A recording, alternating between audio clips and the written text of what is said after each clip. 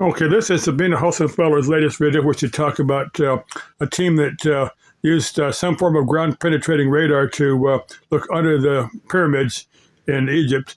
Now, as a side note, Edgar Casey, they called him a sleeping prophet. He died in 1943, but he had prophesized that there was some type of structure under one of the paws of the Sphinx.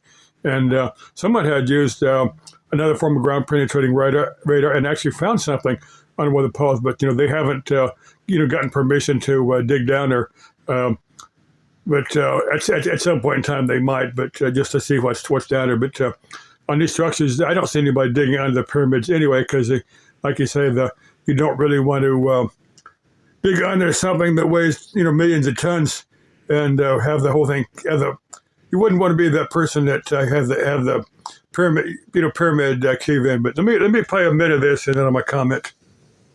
Seismic waves, which they track by sensors on the surface. Seismic waves typically have wavelengths in the range of 50 or 100 meters. The magma chambers that they map with this method are in that range too, maybe 100 meters near the surface or kilometers deeper underground. While there are always some seismic waves that will also shake the pyramids a tiny little bit, they're in the wrong wavelength range to identify small structures. And they don't measure in that range in any case. They write in their paper that the frequency range they look at for the Doppler shift is something like 12 kilohertz, which in the stones of the pyramid corresponds to a wavelength of about 24 centimeters.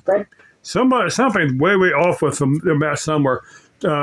If they were using 24 or 12 and a half kilohertz, that wavelength on that, I'm going to work it out, but that's going to be in the hundreds of meters. Now, I'll give you an example. Like CB radio is 27 megahertz. That's 11 meters. Now, they might be using that frequency. Seems way low for any type of ground penetrating radar. But ground penetrating radar is not my field of expertise. But and if that were 12.5 gigahertz.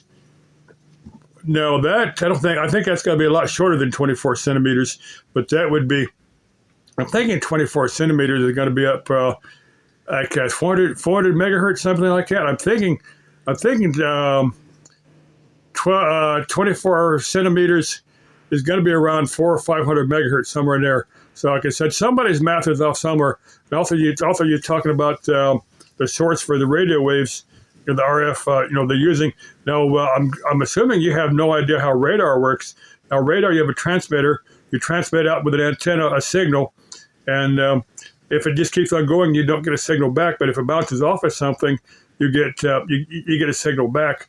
Now, this you measure the time, by the time it takes to reflect back to you. You can. And by the signal you get back, you can kind of figure out what's bouncing off of. But that's how radar works. Let me play a few more minutes of this. And there's no plausible source for these vibrations, which makes it unlikely that they have a signal. The source is the transmitter. The source is, that's how radar works. Even sonar, but sonar just is a sound instead of an RF signal. Well, to begin with, also let's do a sanity check. If this method actually worked, why isn't anyone else using it? Finally, the idea that the Egyptians would base a structure as heavy as the pyramids on something resembling pillars seems completely crazy to me.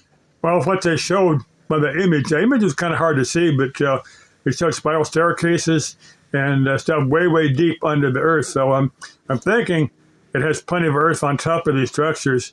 They're buried down deep enough that the earth will support it for the most part.